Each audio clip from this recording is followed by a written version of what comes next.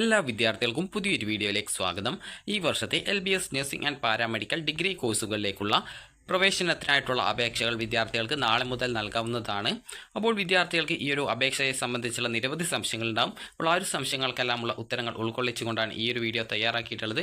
അപ്പോൾ വിദ്യാർത്ഥികൾ LBScenter.in എന്ന വെബ്സൈറ്റിൽ ഓപ്പൺ ചെയ്ത ശേഷം നിങ്ങൾക്ക് ഇവിടെ നഴ്സിംഗ് ആൻഡ് പാരാമെഡിക്കൽ എന്നുള്ള ആ ഒരു ലിങ്ക് കാണാൻ സാധിക്കും. അതിൽ ക്ലിക്ക് ചെയ്ത് കഴിഞ്ഞാൽ ഈ ഒരു പേജിലേക്ക് പ്രവേശിക്കുന്നതാണ്. അപ്പോൾ വിദ്യാർത്ഥികൾക്ക് നാളെ മുതലാണ് ഈ ഒരു വെബ്സൈറ്റിൽ അതിൻ്റെ വെബ്സൈറ്റിൽ അപ്ലൈ ചെയ്യാനുള്ള ലിങ്ക് വരിക. അപ്പോൾ വിദ്യാർത്ഥികൾ ആദ്യം ചെയ്യേണ്ടത് നിങ്ങളുടെ ബേസിക് ഡീറ്റെയിൽസ് നൽകുന്നതിനുള്ള ഒരു ലിങ്ക് വരുന്നതായിരിക്കും. അപ്പോൾ അതിനുശേഷം നിങ്ങൾ ആദ്യം നിങ്ങളുടെ ബേസിക് ആയിട്ടുള്ള ഡീറ്റെയിൽസ് നൽകുക. അങ്ങനെ അതിൽ ചോദിച്ചിട്ടുള്ള ബേസിക് ഡീറ്റെയിൽസ് നൽകിയ ശേഷം വിദ്യാർത്ഥികൾ ആ ഒരു കാര്യങ്ങളൊക്കെ സബ്മിറ്റ് ചെയ്യുക. സബ്മിറ്റ് ചെയ്ത ശേഷം നിങ്ങൾക്ക് അടുത്ത സ്റ്റെപ്പ് എന്ന് പറയുന്നത് ഫീ പേയ്മെൻറ്റ് ചെയ്യാനുള്ള സ്റ്റെപ്പാണ്. അപ്പോൾ നിങ്ങൾക്ക് ഓൺലൈനായിട്ടോ അതായത് നിങ്ങളുടെ ഡെബിറ്റ് കാർഡോ ക്രെഡിറ്റ് കാർഡോ അല്ലെങ്കിൽ UPI വഴിയോ വിദ്യാർത്ഥികൾക്ക് ഈ ഒരു ഫീ പേയ്മെൻറ്റ് ചെയ്യാം. ആ ഒരു ഫീ പേയ്മെൻറ്റ് ചെയ്ത് കഴിഞ്ഞാൽ നെക്സ്റ്റ് സ്റ്റെപ്പുകളൊക്കെ നിങ്ങൾക്ക് ആ ഒരു അന്ന് തന്നെ ചെയ്യാൻ സാധിക്കും. നിങ്ങൾക്ക് ഈ ഒരു ഫെഡറൽ ബാങ്ക് വഴി ചലാൻ ഉപയോഗിച്ചുകൊണ്ട് നിങ്ങൾക്ക് ചലാൻ ഈ ഒരു വെബ്സൈറ്റിൽ നിന്ന് പ്രിൻ്റ് ഔട്ട് എടുത്ത് അതായത് ഡൗൺലോഡ് ചെയ്ത് പ്രിൻ്റ് എടുത്ത് നിങ്ങളുടെ തൊട്ടടുത്തുള്ള ഫെഡറൽ ബാങ്ക് ശാഖ വഴിയും ഈ ഒരു ഫീ പേയ്മെൻറ്റ് ചെയ്യാം. ജനറൽ കാറ്റഗറിക്കും സർവീസ് കോട്ട കാറ്റഗറിക്കും 800 രൂപയാണ് ഫീസ് വരിക. SC/ST കാൻഡിഡേറ്റ്സിന് 400 രൂപയാണ് വരിക. വിദ്യാർത്ഥികൾ അപേക്ഷ നൽകുന്നതിന് മുമ്പായിട്ട് ആവശ്യമായിട്ടുള്ള റിസർവേഷൻ ഡോക്യുമെൻറ്റുകളൊക്കെ തയ്യാറാക്കി വെക്കുക. കാരണം ആദ്യം നിങ്ങളുടെ അപേക്ഷ നൽകുന്ന സമയത്ത് നിങ്ങൾക്ക് ആവശ്യമായിട്ടുള്ള റിസർവേഷൻ ഡോക്യുമെൻറ്റുകളും അപ്ലോഡ് ചെയ്യേണ്ടതായിട്ട് വരും. പിന്നീട് അപ്ലോഡ് ചെയ്യുന്നതിനുള്ള അവസരം കിട്ടുന്നതല്ല. അതുകൊണ്ട് തന്നെ ആവശ്യമായിട്ടുള്ള ഡോക്യുമെൻറ്റുകളൊക്കെ നിങ്ങൾ തയ്യാറാക്കി വെച്ച ശേഷം മാത്രം അപ്ലോഡ് ചെയ്യുക. ഇനി വിദ്യാർത്ഥികൾക്ക് ഈ ഒരു ഫീ പേയ്മെൻറ്റ് ചെയ്യാനുള്ള ലാസ്റ്റ് ഡേറ്റ് എന്ന് പറയുന്നത് ജൂൺ 12-ാം തീയതിയാണ്. അപ്പോൾ ജൂൺ 12-ാം തീയതിക്കും ഈ ഒരു രീതിയിൽ നിങ്ങൾ ഈ ഒരു ഫീ പേയ്മെൻറ്റ് അതായത് ആപ്ലിക്കേഷൻ ഫീ പേയ്മെൻറ്റ് നടത്തേണ്ടതായിട്ടുണ്ട്. അപ്പോൾ അതിനുശേഷം 15-ാം തീയതി വരെയാണ് ഫൈനൽ കൺഫർമേഷൻ ചെയ്യുന്നതിനുള്ള അവസരം ഉണ്ടാവുക. അപ്പോൾ വിദ്യാർത്ഥികൾ ശ്രദ്ധിക്കേണ്ടത് 12-ാം തീയതി അതായത് ജൂൺ 12-ാം തീയതി വരെയാണ് നിങ്ങൾക്ക് ഈ ഒരു അപേക്ഷ നൽകുന്നതിനുള്ള ഫീ പേയ്മെൻറ്റ് ചെയ്യാൻ സാധിക്കുക. അതിനുശേഷം പിന്നീട് 15-ാം തീയതി വരെ ഈ ഒരു അടുത്ത ബാക്കി സ്റ്റെപ്പ് അതായത് ഫൈനൽ കൺഫർമേഷൻ വരെയുള്ള സ്റ്റെപ്പുകൾ ചെയ്യാനായിട്ട് സാധിക്കും. അപ്പോൾ ഈ ഒരു ഫീ പേയ്മെൻറ്റ് ചെയ്ത ശേഷം നിങ്ങൾക്ക് പിന്നീട് നിങ്ങൾക്ക് ആ ഒരു സർട്ടിഫിക്കറ്റ് അതായത് സ്കാൻ ചെയ്ത സർട്ടിഫിക്കറ്റിൻ്റെ കോപ്പികളൊക്കെ അപ്ലോഡ് ചെയ്ത് കൊടുക്കുന്നതിനായിട്ട് സാധിക്കും. അതിനുശേഷം വിദ്യാർത്ഥികൾ ചെയ്യേണ്ടത് ആ ഒരു അപേക്ഷയിൽ നൽകിയ ഡീറ്റെയിൽസ് ഒക്കെ കറക്റ്റാണ് എന്നുള്ളത് ഉറപ്പാക്കിയ ശേഷം മാത്രം ഫൈനൽ സബ്മിഷൻ ചെയ്യുക. അപ്പോൾ ഫൈനൽ കൺഫർമേഷൻ ചെയ്ത ശേഷം നിങ്ങൾക്കൊരു പ്രിൻ്റ് ഔട്ട് കിട്ടും. അപ്പോൾ ആ ഒരു പ്രിൻ്റ് ഔട്ട് ജസ്റ്റ് നിങ്ങളുടെ കയ്യിൽ എടുത്ത് സൂക്ഷിച്ച് വെക്കുക. അതുപോലെ തന്നെ വിദ്യാർത്ഥികൾക്ക് പിന്നീട് അതായത് ഇതിൻ്റെ നിങ്ങളുടെ അപേക്ഷയിൽ എന്തെങ്കിലും തെറ്റുകളോ മറ്റോ ഉണ്ടെങ്കിൽ ആ ഒരു തെറ്റ് സംബന്ധിച്ചുള്ള വിവരങ്ങൾ അത് തിരുത്തുന്നതിനും നിങ്ങൾക്ക് വെബ്സൈറ്റിൽ അതിനുള്ള അവസരം ലഭ്യമാകും. അപ്പോൾ അത് കറക്റ്റായിട്ട് വിദ്യാർത്ഥികൾ ഈ ഒരു വെബ്സൈറ്റുകൾ ഇടയ്ക്കിടയ്ക്ക് ചെക്ക് ചെയ്ത് ആ ഒരു കാര്യം ശ്രദ്ധിക്കേണ്ടതാണ്. അപ്പോൾ അങ്ങനെ വരുന്ന സമയത്ത് നിങ്ങളുടെ അപേക്ഷയിൽ എന്തെങ്കിലും തെറ്റുകൾ ഉണ്ടെങ്കിൽ ലോഗിൻ ചെയ്യുന്ന സമയത്ത് നിങ്ങൾക്ക് ആ ഒരു അപേക്ഷയിൽ എന്താണ് തെറ്റുകൾ ഉള്ളത് എന്നുള്ള മെസ്സേജ് അത് മെമോ ആയിട്ട് വന്നിട്ടുണ്ടാകും. അപ്പോൾ ആ ഒരു വെബ് പേജിൽ നിന്നും നിങ്ങൾക്ക് നിങ്ങളുടെ അപേക്ഷയിൽ തെറ്റ് ഉണ്ടെങ്കിൽ ആ ഒരു തെറ്റ് പരിഹരിക്കുന്നതിന് ആവശ്യമായിട്ടുള്ള ഡോക്യുമെൻറ്റുകൾ അപ്ലോഡ് ചെയ്യാനായിട്ട് ഒരു നിശ്ചിത സമയം ലഭിക്കും. അപ്പോൾ ആ ഒരു സമയത്തിനുള്ളിൽ നിങ്ങൾക്ക് ആവശ്യമായിട്ടുള്ള ഡോക്യുമെൻറ്റ്സ് നിങ്ങൾക്ക് അയച്ചു കൊടുക്കുന്നതിനും അതുപോലെ തന്നെ ആവശ്യമായിട്ടുള്ള ഡോക്യുമെൻറ്റുകൾ അപ്ലോഡ് ചെയ്ത് നൽകുന്നതിനും സൗകര്യം വെബ്സൈറ്റിൽ ലഭ്യമാകുന്നതാണ്. അതിനുശേഷം വിദ്യാർത്ഥികളുടെ റാങ്ക് ലിസ്റ്റാണ് പ്രസിദ്ധീകരിക്കുക. അപ്പോൾ റാങ്ക് ലിസ്റ്റിന് മുമ്പാണ് നിങ്ങളുടെ ഇമ്പ്രൂവ്മെൻറ്റ് അതായത് ഇമ്പ്രൂവ്മെൻറ്റ് അല്ലെങ്കിൽ റീവാലുവേഷനൊക്കെ അപേക്ഷിച്ച വിദ്യാർത്ഥികളുണ്ടാവും. അപ്പോൾ ഇമ്പ്രൂവ്മെൻറ്റിൻ്റെ റിസൾട്ടും റീവാലുവേഷൻ്റെ റിസൾട്ടും ഈ ഒരു റാങ്ക് ലിസ്റ്റ് വരുന്നതിന് മുമ്പാണ് പ്രസിദ്ധീകരിക്കുക എന്നുണ്ടെങ്കിൽ നിങ്ങൾക്ക് ആ ഒരു മാർക്കും അതുപോലെ തന്നെ റീവാലുവേഷൻ്റെ മാർക്കൊക്കെ അപ്ഡേറ്റ് ചെയ്ത് കൊടുക്കുന്നതിനുള്ള സൗകര്യം LBS വെബ്സൈറ്റ് വഴി ലഭ്യമാകുന്നതാണ്. അപ്പോൾ കഴിഞ്ഞ വർഷം ഈ ഒരു റാങ്ക് ലിസ്റ്റ് വന്ന ശേഷമായിരുന്നു ഇമ്പ്രൂവ്മെൻറ്റിൻ്റെ ഒക്കെ റിസൾട്ട് വന്നിട്ടുണ്ടായിരുന്നത്. അപ്പോൾ ഇത്തവണ നേരത്തെ വരികയാണെങ്കിൽ നിങ്ങൾക്കത് ഉപകാരപ്രദമായിരിക്കും. അപ്പോൾ ആ ഒരു റിസൾട്ട് നിങ്ങൾക്ക് നേരത്തെ വരികയാണെങ്കിൽ ആ ഒരു റിസൾട്ട് നിങ്ങൾക്ക് നിങ്ങളുടെ +2ൻ്റെ മാർക്ക് അപ്ഡേറ്റ് ചെയ്ത് നൽകുന്നതിനുള്ള അവസരം ഉണ്ടാവും. അപ്പോൾ അഥവാ റാങ്ക് ലിസ്റ്റ് വന്ന ശേഷമാണ് ഇമ്പ്രൂവ്മെൻറ്റ് അതുപോലെ റീവാലുവേഷൻ റിസൾട്ട് വന്നിട്ടുള്ളതെങ്കിൽ വിദ്യാർത്ഥികൾക്ക് പിന്നീട് ആ ഒരു മാർക്ക് അപ്ഡേറ്റ് ചെയ്ത് കൊടുക്കാനുള്ള സൗകര്യം ഉണ്ടാവുന്നതല്ല.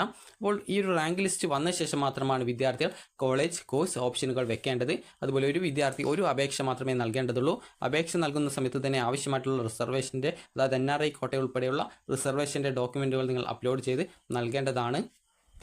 അതുപോലെ പിന്നീട് നിങ്ങൾക്ക് ഈ റിസർവേഷൻ ഡോക്യുമെൻറ്റുകൾ അപ്ലോഡ് ചെയ്യുന്നതിനുള്ള സൗകര്യം ലഭ്യമായിരിക്കില്ല. അപ്പോൾ ഈ ഒരു റാങ്ക് ലിസ്റ്റ് വന്ന ശേഷം പിന്നീട് ഗവൺമെൻറ് അപ്രൂവ് ചെയ്യുന്ന കോളേജുകളുടെ ലിസ്റ്റ് പ്രസിദ്ധീകരിക്കും. അപ്പോൾ നഴ്സിംഗ് ഉണ്ടാവും, അതുപോലെ തന്നെ മറ്റ് പാരാമെഡിക്കൽ ഡിഗ്രി കോഴ്സുകൾ ഉണ്ടാവും. അപ്പോൾ നിങ്ങൾക്ക് താല്പര്യമുള്ള കോഴ്സുകൾ ഓപ്ഷനായിട്ട് വെക്കുകയാണ് ചെയ്യേണ്ടത്. അപ്പോൾ നിങ്ങൾക്ക് ആ ഒരു കോഴ്സുകൾ അത് നിങ്ങളിപ്പോൾ +1-നൊക്കെ ഓപ്ഷനിൽ വെച്ചിട്ടുണ്ടാകും. അപ്പോൾ അതേ രീതിയിൽ നിങ്ങൾക്ക് താല്പര്യമുള്ള രീതിയിൽ നിങ്ങൾക്ക് എത്ര ഓപ്ഷൻസ് വേണമെങ്കിലും മുൻഗണനാക്രമത്തിൽ നൽകാവുന്നതാണ്. അപ്പോൾ നിങ്ങൾ +1-ന് വെച്ചതുപോലെ തന്നെ നിങ്ങൾക്ക് ഏറ്റവും കൂടുതൽ അഡ്മിഷൻ ലഭിക്കാൻ താല്പര്യമുള്ള കോഴ്സും അതുപോലെ തന്നെ കോളേജുകളുമാണ് ആദ്യ ഓപ്ഷൻസ് ആയിട്ട് വെക്കേണ്ടത്. സാധാരണ വിദ്യാർത്ഥികൾ ഗവൺമെൻറ് കോളേജാണ് മുൻഗണനാക്രമത്തിൽ നൽകാറുള്ളത്. കാരണം ആദ്യം ഫസ്റ്റ് ഗവൺമെൻറ് കോളേജ് വെക്കാനുള്ള കാരണം എന്ന് പറയുന്നത് ഗവൺമെൻറ് കോളേജ് കിട്ടുകയാണെങ്കിൽ വിദ്യാർത്ഥികൾക്ക് കുറഞ്ഞ ഫീസിൽ തന്നെ BSc നഴ്സിംഗ് പഠിക്കാൻ സാധിക്കും. അതായത് ജസ്റ്റ് ഏകദേശം 23,170 രൂപയോളം മാത്രമാണ് ഫീസ് ഇനത്തിൽ വരുന്നത്.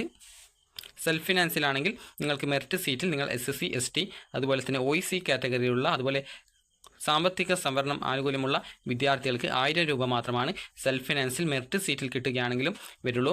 സെൽഫ് ഫിനാൻസിൽ മാനേജ്മെൻറ്റ് സീറ്റിൽ നിങ്ങൾ SSC ആയാലും അല്ലെങ്കിൽ ST ആയാലും മാനേജ്മെൻറ്റ് സീറ്റിലാണ് കിട്ടുന്നതെങ്കിൽ സാധാരണയുള്ള ഫീസ് തന്നെ, അതായത് ഏകദേശം 1,00,000 രൂപയോളം ഫീസ് നിങ്ങൾക്ക് ആവുന്നതായിരിക്കും.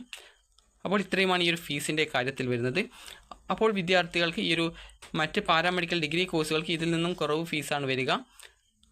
അപ്പോൾ വിദ്യാർത്ഥികൾക്ക് പിന്നീട് ഈ ഒരു ട്രയൽ അലോട്ട്മെൻറ്റ് വരികയും, അതായത് ഓപ്ഷൻ നൽകിയ ശേഷം ട്രയൽ അലോട്ട്മെൻറ്റിൻ്റെ വരികയും ട്രയൽ അലോട്ട്മെൻറ്റിന് ശേഷം പിന്നീട് കോഴ്സുകളും കോളേജുകളും ആഡ് ചെയ്ത് നൽകുന്നതിനുള്ള ഓപ്ഷൻസും, അതായത് അതിനുള്ള അവസരം ലഭ്യമാകും. അപ്പോൾ വിദ്യാർത്ഥികൾ ഈ ഒരു ആദ്യം നൽകുന്ന ഓപ്ഷൻസ് വെച്ചിട്ടാണ് ഫസ്റ്റ്, സെക്കൻഡ്, തേർഡ് അലോട്ട്മെൻറ്റുകൾ പ്രസിദ്ധീകരിക്കുക. അപ്പോൾ അതുകൊണ്ട് തന്നെ വിദ്യാർത്ഥികൾ നിങ്ങളുടെ പ്രയോറിറ്റി ബേസിലാണ് ഓപ്ഷൻസ് നൽകേണ്ടത്. അതായത് ആദ്യം ഗവൺമെൻറ് കോളേജുകൾ നൽകുന്നതായിരിക്കും കൂടുതൽ ബെറ്റർ. അതുപോലെ തന്നെ വിദ്യാർത്ഥികൾ ചോദിക്കുന്ന കാര്യമാണ് എല്ലാവർക്കും ഈ ഒരു അലോട്ട്മെൻറ്റ് വഴി അലോട്ട്മെൻറ്റ് കിട്ടുമോ എന്നുള്ളത്. അപ്പോൾ എല്ലാവർക്കും ഈ ഒരു അലോട്ട്മെൻറ്റ് കിട്ടാനുള്ള സാധ്യത കുറവാണ്. കാരണം പല വിദ്യാർത്ഥികളും ചിലപ്പോൾ അവസാന അലോട്ട്മെൻറ്റ് വരെ വെയിറ്റ് ചെയ്താലും ചിലപ്പോൾ കിട്ടാറില്ല. അതുകൊണ്ട് തന്നെ നിങ്ങൾ ശ്രദ്ധിക്കേണ്ടത്, നിങ്ങൾക്ക് ഈ ഒരു കേരളത്തിന് പുറത്തോ അല്ലെങ്കിൽ കേരളത്തിനകത്ത് മാനേജ്മെൻറ്റ് സീറ്റിലോ നിങ്ങൾക്ക് അഡ്മിഷൻ നേടാനായിട്ടൊക്കെ അവസരം കിട്ടുകയാണെങ്കിൽ നിങ്ങൾക്ക് ആ ഒരു രീതിയിൽ അഡ്മിഷൻ നേടാവുന്നതാണ്. അപ്പോൾ വിദ്യാർത്ഥികൾ നാളെ തന്നെ ഈ ഒരു അപേക്ഷ തിരക്ക് കൂട്ടി ഈ ഒരു അപേക്ഷ നൽകണം എന്നില്ല. അതായത് ഈ ഒരു ജൂൺ 12-ാം തീയതി വരെ നിങ്ങൾക്ക് ഈ ഒരു ഫീ പേയ്മെൻറ്റ് ചെയ്യാം. അതിനുശേഷം നിങ്ങളുടെ ആപ്ലിക്കേഷൻ കംപ്ലീറ്റ് ചെയ്യാനുള്ള അവസരം ജൂൺ 15-ാം തീയതി വരെയും ഉണ്ട്. അതുകൊണ്ട് തന്നെ വിദ്യാർത്ഥികൾ സാവധാനം നിങ്ങൾക്ക് ആവശ്യമായിട്ടുള്ള റിസർവേഷൻ ഡോക്യുമെൻറ്റുകളൊക്കെ തയ്യാറാക്കിയ ശേഷം മാത്രം ഈ ഒരു കാര്യം, അതായത് അപേക്ഷ നൽകാൻ തുടങ്ങിയാൽ മതി. അതുപോലെ അപേക്ഷ നൽകാനായിട്ട് വിദ്യാർത്ഥികൾക്ക് വേണ്ട ഡോക്യുമെൻറ്റുകളെക്കുറിച്ചും അതുപോലെ തന്നെ വിദ്യാർത്ഥികൾക്ക് ഈ ഒരു പ്രോസ്പെക്ടസ്, അതുപോലെ നോട്ടിഫിക്കേഷൻസ്, അതുപോലെ എങ്ങനെ അപേക്ഷിക്കണം എന്നുള്ള സംബന്ധിച്ചുള്ള ഡീറ്റെയിൽസ്, അതുപോലെ പ്രൊഫഷണൽ ഡിഗ്രി കോഴ്സസ് എന്നിവയെ സംബന്ധിച്ചും അതുപോലെ തന്നെ വേരിയസ് ക്ലെയിംസിന് ആവശ്യമായിട്ടുള്ള സർട്ടിഫിക്കറ്റിനെ കുറിച്ചുള്ള ഡീറ്റെയിൽസും ഇതിൽ കറക്റ്റായിട്ട് നൽകിയിട്ടുണ്ട്. അപ്പോൾ അതൊക്കെ നിങ്ങൾ കറക്റ്റായിട്ട് വായിച്ച് മനസ്സിലാക്കുക.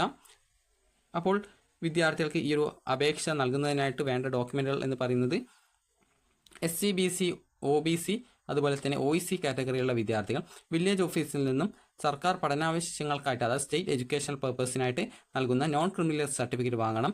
ജോലി ആവശ്യത്തിനും കേന്ദ്ര ആവശ്യത്തിനുള്ളതോ മറ്റേതെങ്കിലും ആവശ്യത്തിനായിട്ടുള്ളതോ നൽകുന്ന നോൺ ക്രിമിനൽ സർട്ടിഫിക്കറ്റ് പരിഗണിക്കുന്നതായിരിക്കില്ല. SC ST വിഭാഗക്കാർ തഹസിൽദാർ നൽകുന്ന ജാതി സർട്ടിഫിക്കറ്റ് വാങ്ങിക്കേണ്ടതാണ്. നോൺ ക്രിമിനലിൽ പെടാതെ OEC വിഭാഗക്കാർ വില്ലേജ് ഓഫീസർ നൽകുന്ന ജാതി സർട്ടിഫിക്കറ്റ് വാങ്ങിക്കേണ്ടതാണ്. അതുപോലെ തന്നെ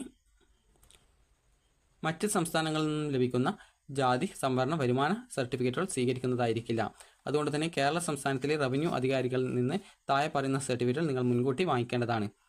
അതുപോലെ തന്നെ SSC ST OEC വിഭാഗക്കാർ ഒഴികെയുള്ള ജനറൽ കാറ്റഗറി ഉൾപ്പെടെയുള്ള മറ്റു വിഭാഗക്കാർ കുടുംബവാർഷിക വരുമാനത്തിൻ്റെ അടിസ്ഥാനത്തിലുള്ള ഫീസ്, ആനുകൂല്യങ്ങൾ, സ്കോളർഷിപ്പ് എന്നിവ ലഭിക്കുന്നതിനായി വില്ലേജ് ഓഫീസിൽ നിന്നും വരുമാന സർട്ടിഫിക്കറ്റ്, അതായത് ഇൻകം സർട്ടിഫിക്കറ്റ് വാങ്ങിക്കേണ്ടതാണ്. അതുപോലെ തന്നെ വിദ്യാർത്ഥികൾക്ക് ഈ ഒരു SSLC സർട്ടിഫിക്കറ്റ് അല്ലെങ്കിൽ വിദ്യാഭ്യാസ രേഖയിൽ ജാതി നിങ്ങളുടെ കൃത്യമായിട്ട് രേഖപ്പെടുത്തിയിട്ടുണ്ടെങ്കിൽ വില്ലേജ് ഓഫീസർ നൽകുന്ന ജാതി സർട്ടിഫിക്കറ്റിന് പകരമായിട്ട് നിങ്ങളുടെ SSLC സർട്ടിഫിക്കറ്റ് പരിഗണിക്കുന്നതാണ്. എന്നാൽ SC ST വിഭാഗക്കാർ തഹസിൽദാർ നൽകുന്ന ജാതി സർട്ടിഫിക്കറ്റ് തന്നെ നിർബന്ധമായിട്ടും സമർപ്പിക്കേണ്ടതാണ് എന്നുള്ളത് പ്രത്യേകം നൽകിയിട്ടുണ്ട്.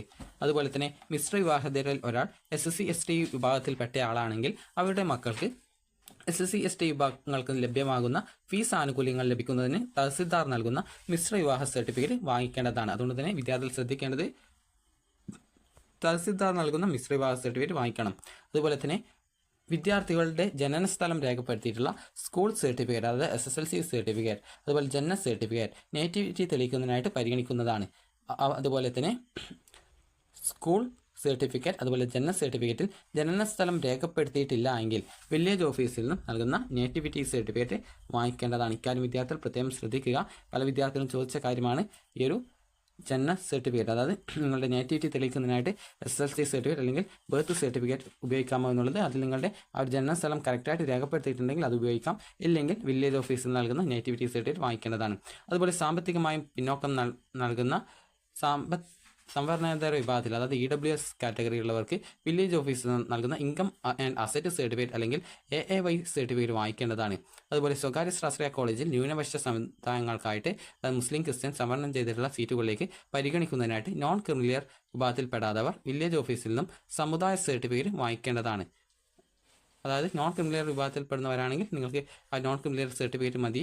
നോൺ ക്രിമിനൽ വിഭാഗത്തിൽ പെടാത്തവരാണെങ്കിൽ നിങ്ങൾക്ക് സമുദായ സർട്ടിഫിക്കറ്റ് വാങ്ങിക്കണം.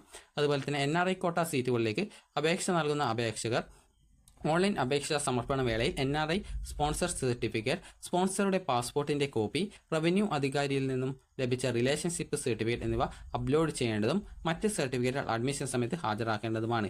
അതുപോലെ തന്നെ മത്സ്യത്തൊഴിലാളി ക്ഷേമനിധി ബോർഡിൻ്റെ ഫീസ് ആനുകൂല്യത്തിന് അർഹതയുള്ള അപേക്ഷകർ ഓൺലൈൻ അപേക്ഷ സമർപ്പിക്കുമ്പോൾ മത്സ്യത്തൊഴിലാളി ക്ഷേമനിധി ബോർഡിൽ നിന്നും ലഭിച്ച സർട്ടിഫിക്കറ്റ് അപ്ലോഡ് ചെയ്യേണ്ടതാണ്. അതുപോലെ പേഴ്സൺ വിത്ത് ഡിസബിലിറ്റീസ് ഉള്ള വിദ്യാർത്ഥികൾ ആണെങ്കിൽ ശാരീരിക വൈകല്യമുള്ള കോട്ട സീറ്റുകളിലേക്ക് അപേക്ഷിക്കുന്നവർ അതത് ജില്ലാ മെഡിക്കൽ ബോർഡ് നൽകുന്ന ശാരീരിക വൈകല്യത്തിൻ്റെ അളവ്, അതായത് ഒരു ഡിഗ്രി ഓഫ് ഡിസബിലിറ്റി തെളിയിക്കുന്ന സർട്ടിഫിക്കറ്റ് നേടണം. മിനിമം 40% ഡിസബിലിറ്റി ഉള്ള അപേക്ഷകരെയാണ് ഈ ഒരു സീറ്റിലേക്ക് പരിഗണിക്കപ്പെടുന്നത്. അതുപോലെ തന്നെ സ്പോർട്സ് കോട്ട സീറ്റുകളിലേക്ക് അപേക്ഷിക്കുന്നവർ ഓൺലൈനായിട്ട് സമർപ്പിച്ച അപേക്ഷയുടെ പ്രിൻ്റൗട്ടും സർട്ടിഫിക്കറ്റുകളും secretary, Kerala state sports council, Thiruvananthapuram 695001 എന്ന വിലാസത്തിൽ അപേക്ഷാ സമർപ്പണത്തിൻ്റെ അവസാന തീയതിക്ക് മുൻപായിട്ട് അയച്ചു കൊടുക്കേണ്ടതാണ്. അല്ലാത്ത പക്ഷം സ്പോർട്സ് കോട്ട സീറ്റുകളിലേക്ക് പരിഗണിക്കുന്നതല്ല. അതുപോലെ മറ്റ് പ്രത്യേക സംവരണം, ഫീസ് ആനുകൂല്യങ്ങൾക്ക് അർഹരായ അപേക്ഷകർ സമർപ്പിക്കേണ്ട സർട്ടിഫിക്കറ്റുകളുടെ വിശദവിവരങ്ങൾ പ്രോസ്പെക്ടസിൽ പ്രതിപാദിച്ചിട്ടുണ്ട്. അതുപോലെ തന്നെ നിങ്ങൾക്ക് അക്ഷയ വഴി ലഭിക്കുന്ന ഈ ഒരു സർട്ടിഫിക്കറ്റ് നിങ്ങൾക്ക് ഉപയോഗിക്കാവുന്നതാണ്. അതുപോലെ ജനസേവന കേന്ദ്രം വഴി ലഭിക്കുന്ന സർട്ടിഫിക്കറ്റും നിങ്ങൾക്ക് ഉപയോഗിക്കാവുന്നതാണ്. അതുപോലെ തന്നെ ഓൺലൈൻ അപേക്ഷയോടൊപ്പം നിശ്ചിത തീയതിക്കകം ഓൺലൈനായിട്ട് സമർപ്പിക്കുന്ന സർട്ടിഫിക്കറ്റുകൾ മാത്രമേ സംവരണ ആനുകൂല്യത്തിന് അനുവദിക്കുന്നതിന് പരിഗണിക്കുള്ളൂ എന്നതിനാൽ ഓരോ കാറ്റഗറിക്കും റവന്യൂ അധികാരികൾ നിശ്ചയിച്ചുള്ള കാലാവധിയുള്ള സർട്ടിഫിക്കറ്റുകൾ വാങ്ങി സൂക്ഷിക്കേണ്ടതും ഓൺലൈൻ അപേക്ഷ കാണിക്കുന്ന സമയം അപേക്ഷയോടൊപ്പം അപ്ലോഡ് ചെയ്യേണ്ടതുമാണ്. അതുപോലെ തന്നെ വിദ്യാർത്ഥികൾ ഈ ഒരു ഫോം, അതായത് ഈ ഒരു പേജ് കറക്റ്റായിട്ട് വായിച്ച് മനസ്സിലാക്കേണ്ടതാണ്. കാരണം ഇതിൽ നിങ്ങൾക്ക് വേണ്ട റിസർവേഷൻ ഡോക്യുമെൻസിനെ കുറിച്ച് കറക്റ്റായിട്ട് ഡീറ്റെയിൽസുകൾ നൽകിയിട്ടുണ്ട്. അതുപോലെ തന്നെ വിദ്യാർത്ഥികൾ ശ്രദ്ധിക്കേണ്ട പ്രധാനപ്പെട്ട കാര്യം, ഈ ഒരു നിങ്ങൾക്ക് ആവശ്യമായിട്ടുള്ള റിസർവേഷൻ ഡോക്യുമെൻറ്റുകളൊക്കെ തയ്യാറാക്കി വെച്ച ശേഷം മാത്രം നിങ്ങൾ ഈ ഒരു അപേക്ഷ നൽകിയാൽ മതി.